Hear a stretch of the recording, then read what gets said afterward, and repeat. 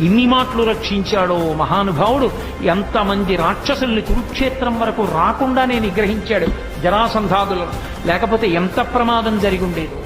ఆఖరికి ఒకానొక సమయంలో అయితే అర్జునుడు దూరంగా ఉండడం చూసి కర్ణుడు చాలా భయంకరమైనటువంటి యుద్ధం చేశాడు ధర్మరాజు గారితో.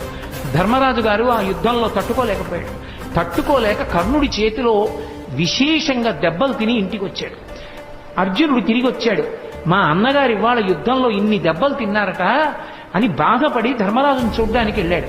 ధర్మరాజుకి ఎక్కడ లేని ఆగ్రహం వచ్చి, నువ్వు కర్ణుడిని నిర్జించలేదు, నేను ఇంత బాధపడ్డాను, నీకు చేత కాకపోతే ఆ గాంధీవం ఎవరికన్నా ఇవ్వకూడదా అన్నాడు. వెంటనే అర్జునుడు కృష్ణుడి వంక తిరిగి అన్నాడు, గాంధీవం నీకు చేత కానప్పుడు ఎవరికైనా ఇవ్వకూడదా అని నన్ను ఎవరైనా అంటే వాళ్ళని చంపేస్తానని ప్రతిజ్ఞ చేశాను. ప్రతిజ్ఞాభంగం చేయకూడదు. కాబట్టి బావా